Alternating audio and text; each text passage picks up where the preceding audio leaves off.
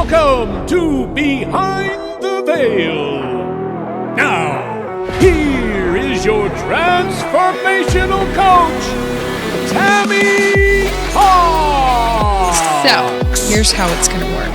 I like to start these sessions off with an intention. My intention for you on this call is that we get the most amount of clarity possible for you in the steps to come and what you would like to step into, the new you get to step into, and also to bring you as far as I can in this short period of time on your healing journey as possible. That's my goal. And if I could give you one thing on this call that could make the biggest difference for you, what would that one thing be? I think just peace of mind. Mm-hmm. And where do you feel like you need that peace the most in your life? I mean, I need inner peace the most, and inner love for sure.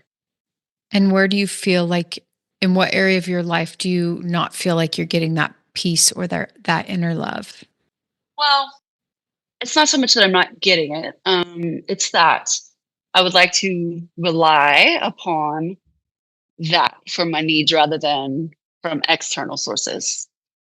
So you feel like you have given your power away to other things instead of relying on the inner peace from deep within? Absolutely. Okay. And where do you feel, what is the number one thing you feel like you've given your power away to? Who or what have you given that inner peace away to? Drugs and alcohol. Drugs and alcohol. And relationships, for sure. Relationships. And if your relationship to drugs and alcohol or your relationships to? Both. Relationship with men, romantic partners. Does one seem stronger for you than another? It's always the drugs and alcohol. Okay. And when you feel like, because here's the thing, whether you give your peace to a human being, to a substance, to whatever it is external, it's always the same reason, right? You're looking for something out here that's within you, right? So I'm going to have you drop into that place inside of your body where you feel like is that gaping hole. Just feel it inside of your body, right? Because here's one thing I wish to really lead you through in this time together is to really find the reason why you've created this gap, right? The reason why you've given it away, because it's always pain held within the body. And so my goal is to pull as much of that pain out of you as possible in this little period of time. So we have all this pain that we hold in our body, right? Think about that little girl inside of you, that 5-year-old little girl. And she is crying out because she is sad. She's scared and she needs you, right? And she's never been able to fully feel her pain. She's just held it within herself and held it within all these years. And all she wants to do is be able to feel. So if we can give her an opportunity in this call to not only plug back into her emotions, but feel them, feel safe enough to feel them. Because what I know about humans is we have all sorts of judgments about our emotions, which is why we don't let ourselves feel them. But once they're felt, what happens is they then move out of our body. And until they're felt, they stay in our body. So when you run to drugs and alcohol, all I know that really is you numbing that pain instead of feeling the pain. So if you're brave enough to feel it, then what happens is we get to transmute it, and then there's no reason for any numbing. Because people who say they're addicts, I could look at their behavior and say, this is not an addiction problem. It's a numbing problem. It's a pain response. your body's saying, I'm in pain. I'm in pain. And you're going, I can't feel this. I can't feel this. What can I do so I don't have to feel this? And then you find something that sort of works. One works momentarily, say it's food. Oh, that helped for a second. And then you go to the next cigarettes, then you go to the next, you go to the next, you go to the next. And that's how it works. So have you watched any or listened to any of the podcasts? Okay, beautiful. Haven't. Good. Good, good, good. That's how I like it, girl. Okay. So let's talk about relationships to men, for instance. If we can pull all of your past together, all the men together, and look at their similar qualities, what would those similar qualities be? Controlling, narcissistic. Okay. Those are the main ones that all of them share. Just those two? Anger issues. Those are the big ones? I think so. And I want you to think about what it feels like when you're in these relationships and it's the most painful part of the relationship. Okay? So I want you to feel into when they were, you could even pick the worst one, and feel into when they were the most controlling, the most narcissistic, and I want you to pull out of yourself how it felt to be in your body in that scene, in that particular memory. Yeah, I just have an immense feeling of sadness and pain. Just a gut-wrenching pain, physical pain that I carry. Very perfect. I want you to close your eyes for me and make your spine straight. And I'm going to have you tune into your body for a second. And I want you to notice that there's a place in your body where this sadness, this gut physical pain, you called it, it's where it comes from. Where is that stored in your body? First response, I want you to take your hand and place it on that area. What color is it? First impression. Red. It's red. Okay, perfect. I want you to tune into that red, and I want you to actually move inside of it. And I want you to see that it is reflecting out from your body. It's a projection that is projecting out from your body. And as this projection gets clear, as the image of this projection gets clearer, you'll notice that this is the very first time you felt this emotion. The very first time where this emotion started from. Allow that image or series of images or memory to become very, very clear. And let me know when you've got it. Okay. You got it? Okay. You can keep your eyes closed. First impression, how old are you? 14. 14. Are you alone or are you with someone? With family. With family. Who are you with specifically in your family? My dad, his mom, and his brother and his family. And what's happening in this image?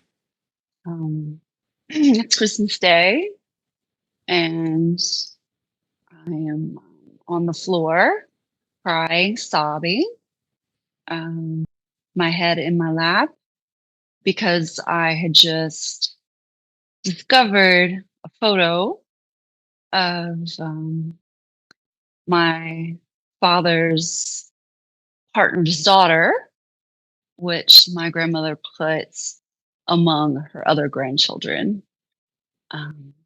Yet I had not been told about the relationship. Got it. So I want you to see that red bubble around your 14-year-old self. And what I want you to do is I want you to move into that bubble with her. And I want you to feel the pain she's experiencing right now. in this moment. I want you to see it. I want you to feel it. And I want you to experiencing it. I want you to let her know that you've come back all the way from the future to be with her in this moment, to feel this for her, recognizing that she's still holding on to this pain and that you are going to allow this to move out of her. So it's going to be like threading a needle. You're going to move through that red bubble until it's fully dissolved. I want you to look deep in her eyes. What is she feeling right here in this moment? Betrayed. She's feeling betrayed. Why is she feeling betrayed? Because she trusted her dad not to do something like that without any kind of communication, conversation. And she feels like she's being replaced. What else is she feeling right now in this moment? Alone, very isolated and alone, left out, abandoned. What else is she feeling right now? Unseen, unheard, What else? isolated. Isolated. I want you to ask her, what is she believing about herself right here in this moment? She's not enough, What else? not worthy. She's not worthy. What else is she believing about herself? She doesn't matter. She's not important. What else is she believing about herself right here in this moment? Bad. Can you ask her what she needs from you right here in this moment? Yeah. She needs love. She needs support. She needs community. She needs validation. What else? To feel that her parents are proud of her and accept her for who she is. What does she need to feel from her dad? What does she need from her dad right here in this moment? She needs him to hold her and tell her that she's enough and that he loves her and he's proud of her and he supports her and he hears her and that he's sorry that he didn't tell her. I want you to grab her by the hand and I want you to take her over to her dad. And I want you to speak to him on behalf of her sadness, her confusion. I want you to let him know everything she needs to say through you. He's hurting because of you, because you left her. You didn't tell her what was going on. She needs you to talk to her. She needs to be heard. She needs you to listen to her and to talk to her and not to remain silent and to explain to her that this is not her fault and not because she's not good enough, not because she's lacking. Anything else? She needs you to hold her and tell her that you're her little girl, your little girl. You will always, she will always be your little girl, and that you're the most important thing. Is there anything else that you need to tell him on behalf of her? She needs you. So importantly, she needs you in her life every day. She needs you to show up. You need to show up for her. Is he listening and hearing what you're saying? Is he receiving it? No. No. What can you do to allow him to receive this message? What does he need in order to receive this message? I'm not sure. I want you to turn your attention back to your 14-year-old self, and I want you to scoop her up in your arms. And I want you to look deep into her eyes.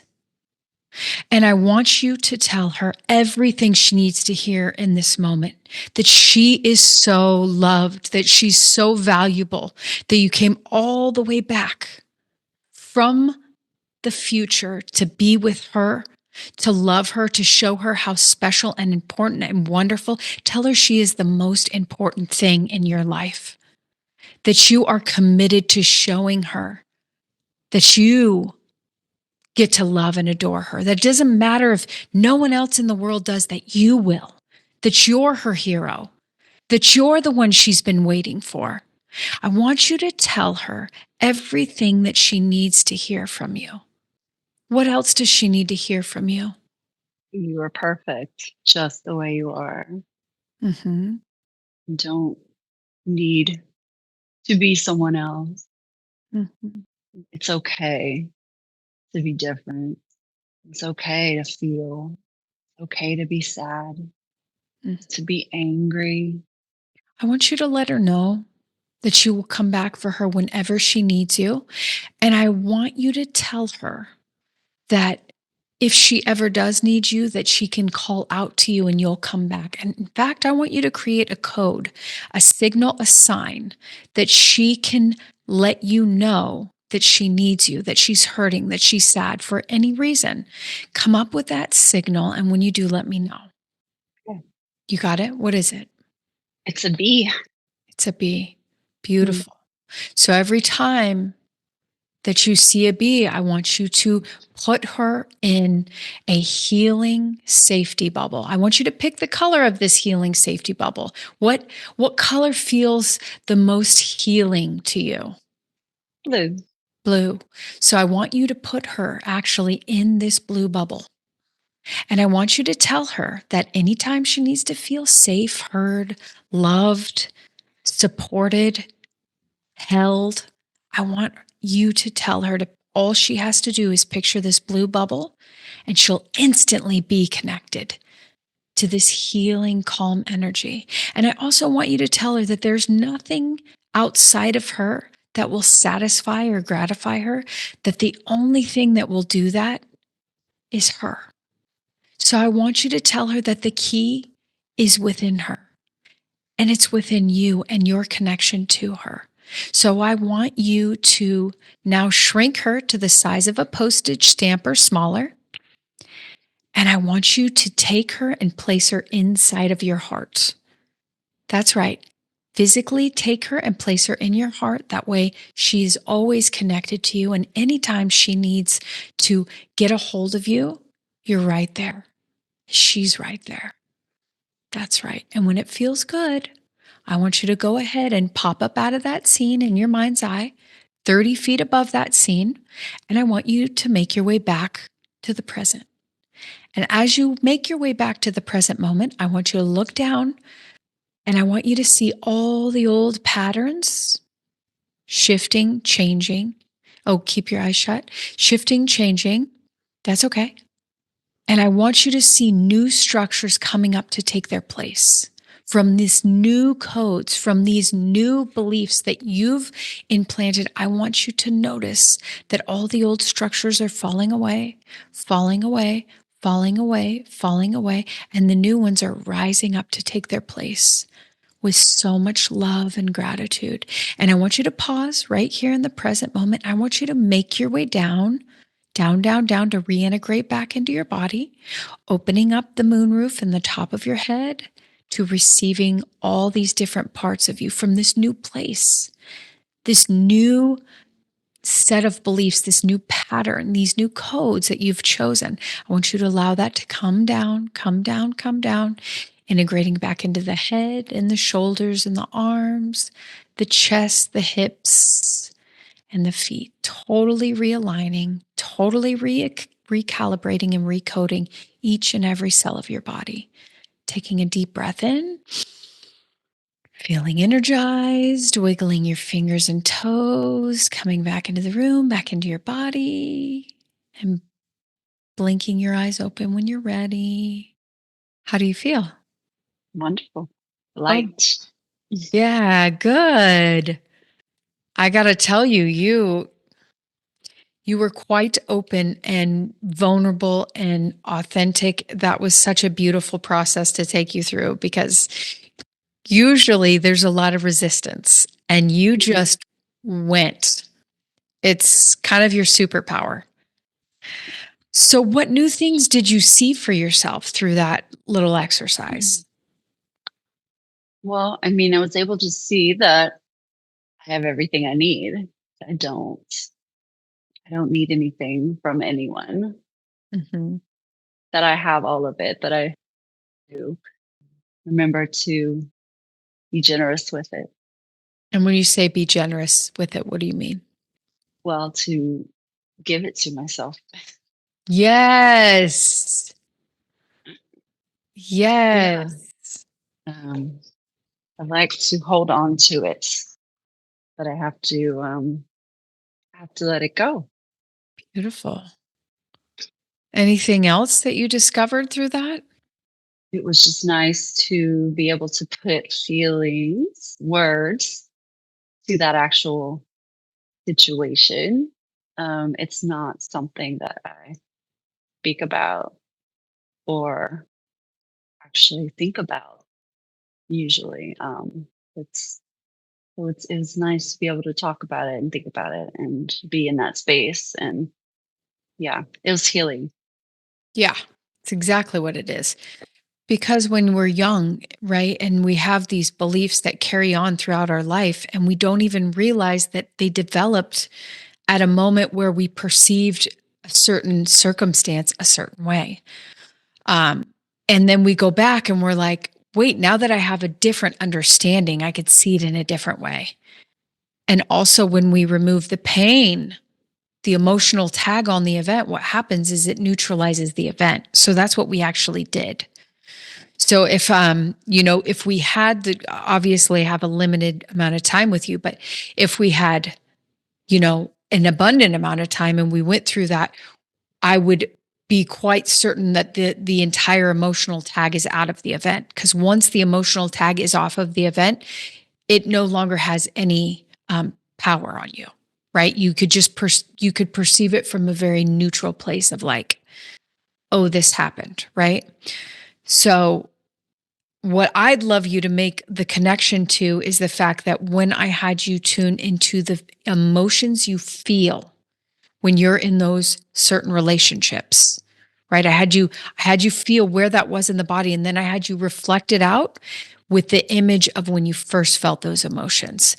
Do you see that connection for yourself? Yeah. Yes, definitely. That's really good, right? It is. I've never thought of it that way.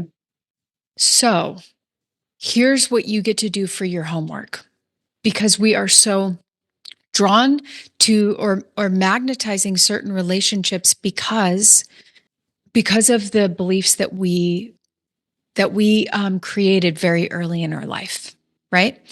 And so for us women, a lot of our male relationships has something to do with our dynamic with our father. That's why they call it the, father wound. But it doesn't always work the same way. So what you get to see is, okay, so I've attracted these men with these qualities. What are the qualities that I want in a mate? And you get to make a long, juicy list, starting with the things that matter most. So obviously, if the negative qualities that you didn't like were the control and the domineering behavior, what are you going to want? You're going to want autonomy, someone who treats you as an equal, who sees you as the queen, the prize. So Mhm. then you get to rewrite the story. Okay, if I want to attract this kind of man, who must I be? What kind of energy must I hold? What kind of beliefs must I have about myself to draw in that kind of man? Well, you got to see yourself as the queen, babe. You got to see yourself as the brilliant, beautiful, perfect little girl. When we go back to that image and we see your lighthearted, beautiful 14-year-old self, and we say, this is the shit. This is it. This is who you get to be. And that's who you get to be now. And we're not going to allow any controlling behavior. We're not going to allow someone to override our autonomy, because we know that we are just too perfect to be treated like shit. Mhm. Love it. Yeah. So you get to choose who you be. And by choosing who you be, you get to choose who comes in and who stays out. Because I know for me, if I had when I was dating, if a controller came in and they tried to tell me what to wear, what to do, like if there was any control whatsoever, I was like, I'm done.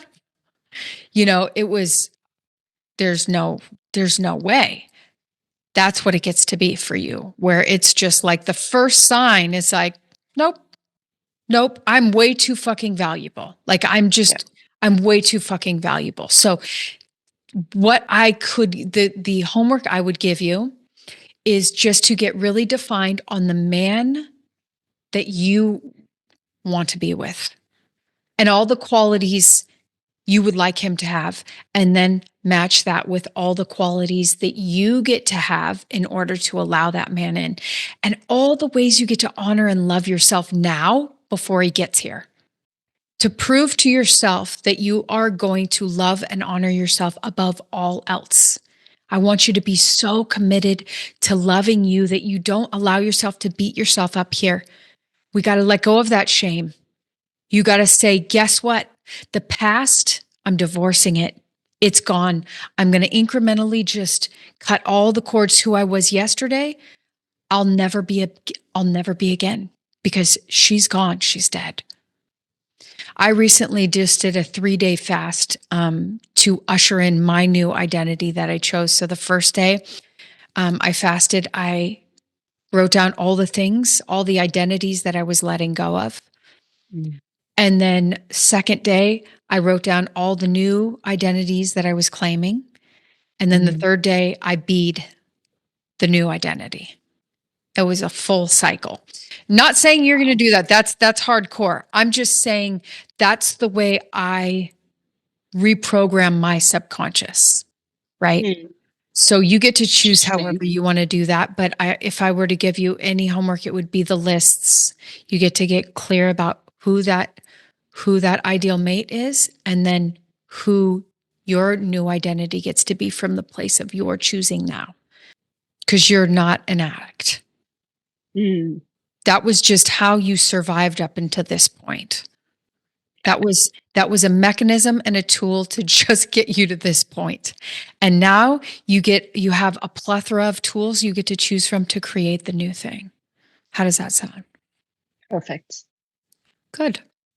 Well, my darling, it has been such a pleasure to work with you and thank you for letting me into your memories in your psyche, because I go along on that journey with you. And so I consider it such a pleasure that you would let me in.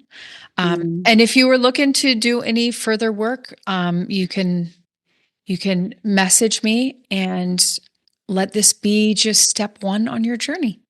Thank you so much. It was lovely. You're so welcome. And I'd love it if you could leave me a review and let me know how this impacted you, maybe in the next couple of days as you unpack all of what we went through today. You could reach out and say, hey, this is what I'm feeling. Yeah. Okay, great. Sounds good. Okay, Miss Angie, have a wonderful rest of your day. Okay. You too. Bye, darling.